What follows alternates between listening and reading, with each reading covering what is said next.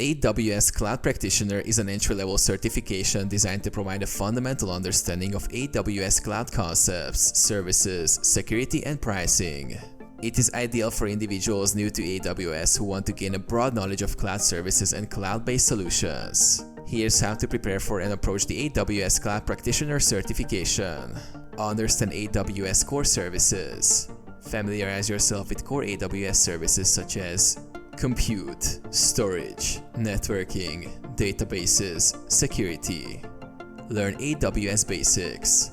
Understand foundational concepts like regions and availability zones, elasticity and scalability, high availability and disaster recovery, pricing and billing. Gain knowledge about AWS pricing models, pay-as-you-go, saving plans and reserved instances, free tier and cost optimization strategies.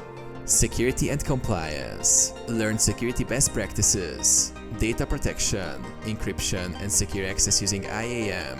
Have AWS services aligned with compliance frameworks like GDPR, HIPAA, etc. Hands-on practice.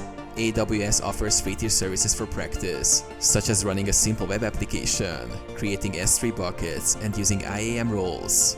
Use the AWS Management Console or command line interface for practical exposure. Certification preparation.